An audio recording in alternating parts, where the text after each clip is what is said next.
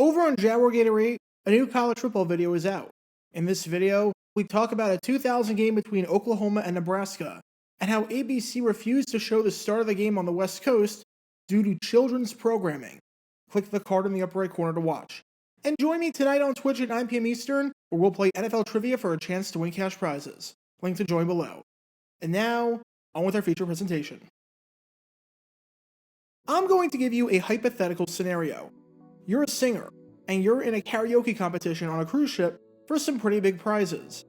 Now, you've done karaoke many times before, but never on this ship and never in front of these people.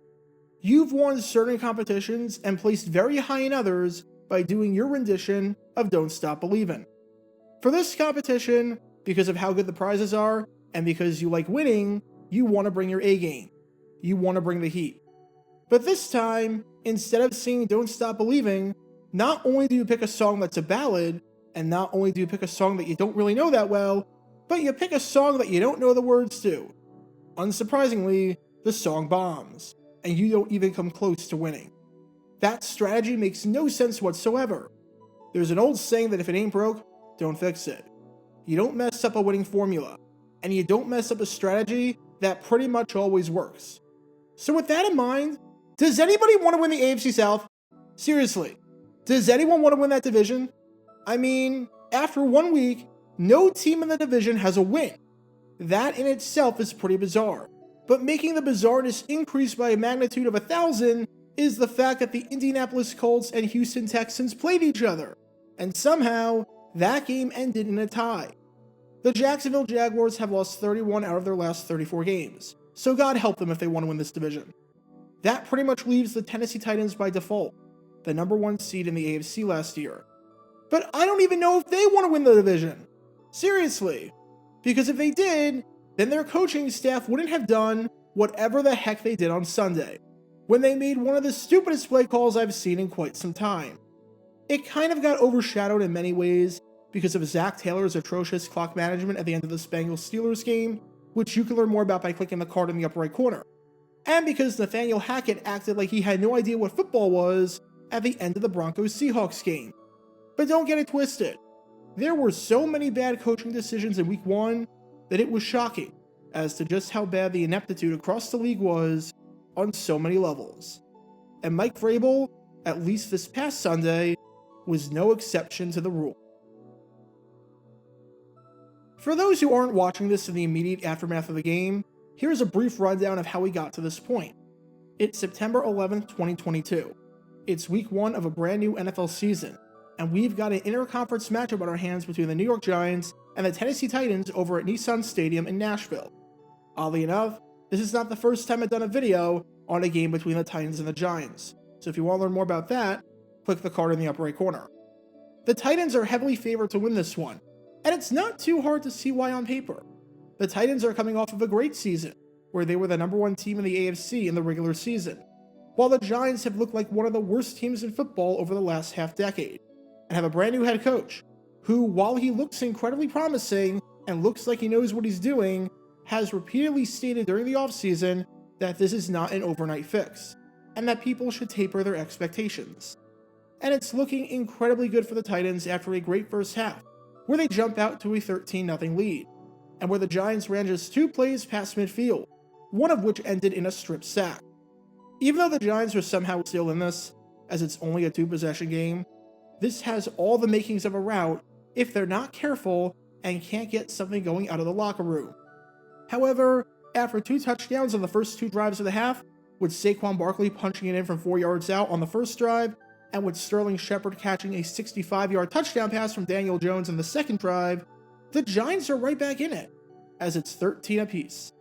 Just like that, we've got a ball game. And even though the Titans answer on their next drive and retake the lead on a touchdown pass from Ryan Tannehill to Dontrell Hilliard from 23 yards out, the Giants have a golden opportunity to tie the game a few drives later, after a muff punt by the Titans gives them great field position. But the Giants squander this opportunity, as Daniel Jones doesn't exactly do anything to quell the notion that he's a turnover-prone quarterback, as he throws an awful interception in the end zone to Amani Hooker to end any momentum that the Giants had going for them. The Titans have the ball again midway through the fourth quarter, and after Tannehill finds his tight end, Jeff Swaim, on an 8-yard pass, the Titans are now facing 3rd and 1 near midfield. If you get this first down, then your chances of winning this game, up by 7, absolutely skyrocket. If you get the first down, then unless you turn the ball over, in the absolute worst case scenario otherwise, the Giants will either have to burn all of their timeouts to get the ball back with a ton of time, or they'll get the ball back with about 3 minutes left, needing to drive the length of the field with Daniel Jones, and an offense that has been largely ineffective all day, and wouldn't exactly be able to give the ball to Barkley because the clock wasn't on their side whatsoever. This first down doesn't decide the ball game by any means, as there's still a ton of time left, but getting the first down means it would take close to a miracle for the Giants to win at this point. Fortunately, the Titans have the very best short yardage back in all of football.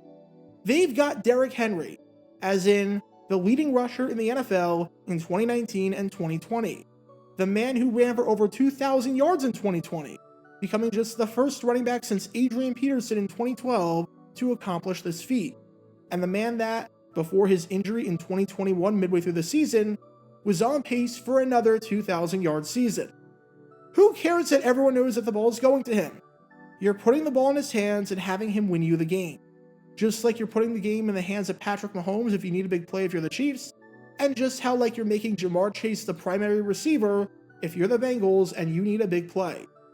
With just one measly yard on the line, this is where Henry thrives.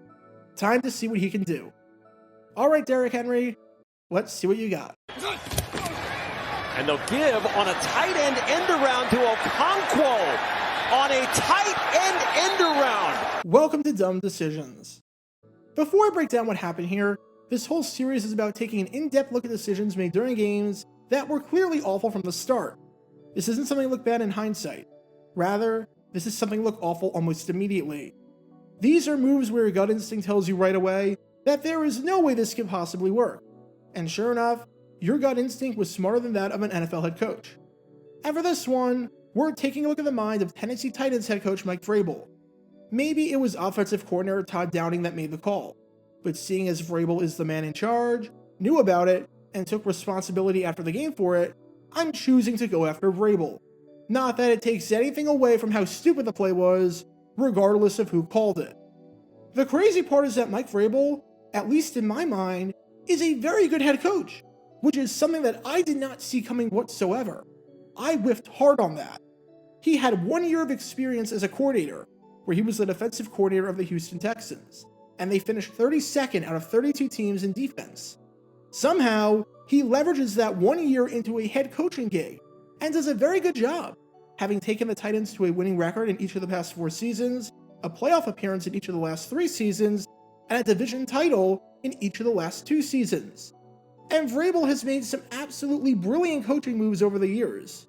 To this day, I will stand by the fact that his decision during the game against the Eagles in 2018, where he intentionally sent the field goal unit out in overtime in order to play mind games and make Philly's defense think they were done, only for Vrabel to call a timeout and send the offense back on the field afterwards, was one of the most genius bits of coaching I've ever seen in my life. But this moment? Yeah, this was not one of his finest hours. Far from it. So with that being said, let's take a look at why calling a tight end sweep on 3rd and 1 instead of giving the ball to Derrick Henry is a really bad idea. I'm looking at the risk-reward analysis and what had to go right for each of these plays to work, which in this case is to pick up a yard and get the first down. Option 1 was to give the ball to Derrick Henry.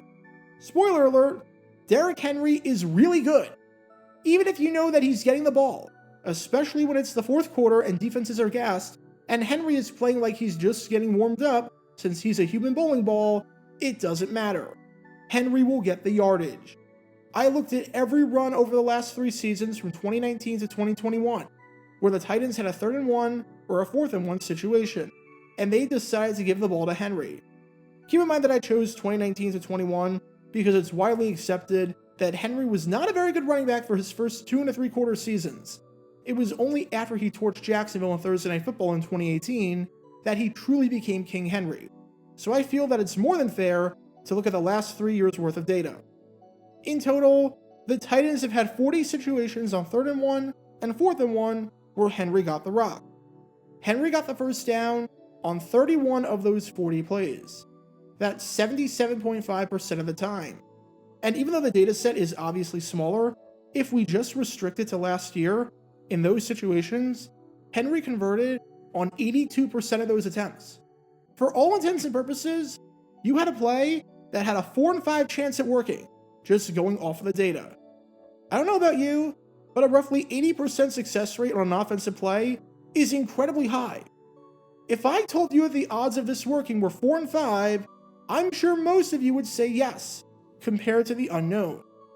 If you're in Vegas and you're playing a game of roulette where red and black pay out exactly the same at 1-to-1, but for whatever reason, 29 of the 36 slots on the roulette wheel are black and only 7 of them are red, are you playing that wheel and just betting on black every single time? Of course you are! You'd be an idiot not to. Obviously, I'm not saying that Henry is guaranteed to get the first down if you give him the ball here. There's always that 20% chance that it doesn't work. But the odds were absolutely in his favor. On top of that, we don't even have to look at historical data for this. Just look at the game against the Giants this far. Prior to this play, Henry touched the ball 20 times out of a regular formation, so not out of the Wildcat, which we'll get to later. On those 20 carries, you want to know how many times he lost yardage? 0. There was not a single time during this game out of a formation where a quarterback touched the ball first that Henry was tackled behind the line of scrimmage. So based off of that, in the absolute worst case scenario based on how this game has gone, you've got a 4th and inches, and you can go for it if you want to. I don't get how you look at the best player on your team, and the man who's been the best running back in the league for the past few years, who has single-handedly put the team on his back at times, and decide that you're going to take the ball out of his hands because you want to overthink things by calling, you know. And they'll give on a tight end around to Okonkwo. On a tight end around. Yeah, let's talk about that second option. A freaking tight end sweep. Taking the ball out of Derrick Henry's hands to give it to Okonkwo, your rookie tight end, and your 4th round pick out of Maryland, who hasn't carried a football since 2018. Not only did you take the ball out of the hands of the man who led the league in rushing 2 of the last 3 years, and was on pace to lead it in 2021 for a 3rd straight year before his injury, but you did it for a guy who last carried a football on October 27th, 2018, when he was playing tight end at Maryland in a game against Illinois. And it gets even worse, because prior to this game, there were 2 instances under Mike Vrabel where the tight end took the ball on 3rd down or 4th down, and they gave the ball on a handoff to a tight end. It happened in a 2020 game against the Jaguars and a 2018 game against the Texans. Granted, this is a sample size of 2, but on both of those carries, guess what happened? Yep, the Titans failed to get the first down. Somehow, Vrabel thought that this play, despite all of those stats and despite all prior history, gave the Titans a better chance to pick up the first down than just giving it to Henry. Unsurprisingly, the Titans punted it after that miscue, the Giants drove down the field, and they won it 21-20, with the Titans absolutely choking a game away that they had in the bag. And after the game, all the talk was about what the heck Vrabel and the coaching staff were thinking on this play. Fortunately, Vrabel gave a response and faced the music. Unfortunately, the response makes absolutely no sense whatsoever. Take a listen. Some of the stuff that we had prepared for, that was, one of the plays, and we gave it, to Derrick on the Wildcat, so that one didn't work either. So there's 2 parts to this. The first part is that they called this play because it was in the playbook, so they figured, why not? That is the absolute worst explanation for calling a play. Here's a tip. Just because something is in the playbook doesn't mean you have to call it.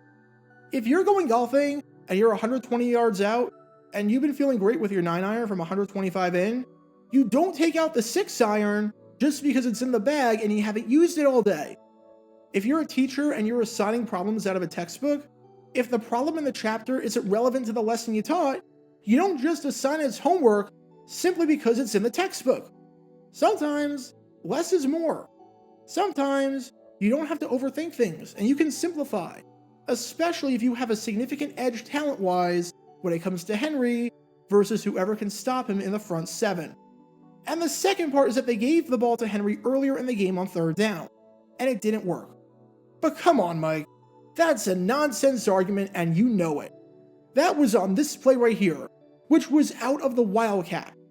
That's like saying you didn't put the ball in the quarterback's hands on 4th down because he threw an incomplete pass on the last 4th down play, while ignoring the fact that on that play, you called a double pass where the quarterback would throw it backwards to the wide receiver, who would then throw it back to the quarterback, and the defense didn't bite at all. Calling Henry out of a traditional formation where he can get a running start before he touches the ball, and where he hadn't lost yards all day, is completely different than calling his number out of the Wildcat. And you know it. You're a smart man. Or at least, for the sake of Titans fans, I would hope you know that. Bottom line, you got way too cute when you didn't have to.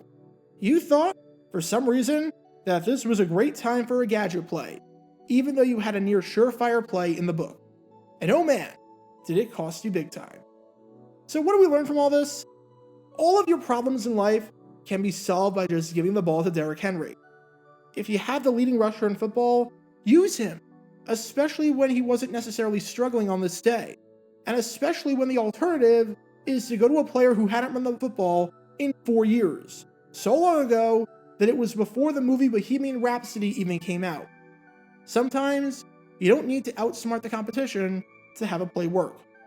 And if you need a play to be successful, and it's got around an 80% chance at succeeding, you take those odds over the unknown, especially when the other option is to have one of the most poorly designed plays of the season thus far. Because when all these elements are in play, you can't exactly be surprised when this play backfires. Talk about a dumb decision. Get your official Jaguar Gator 9 merchandise by going to jg9shop.com, and be sure to like this video, ring the notification bell, and subscribe down below if you haven't already, as it helps the channel out a lot. And be sure to check out Twitch every Wednesday night at 9 p.m. Eastern for your chance to play NFL Trivia and win cash prizes. Link in the description below. If you want to see videos like this condensed down to 60 seconds, then follow me on TikTok at Jaguar Gator 9. To see college football videos, subscribe to Jaguar Gator 8. To see highlight videos of players throughout the history of the NFL, subscribe to JG9 Highlights. Also, special thanks to all of our Patreon supporters helping out the channel. Your support is greatly appreciated. So you can become a patron and request future video topics in the description below.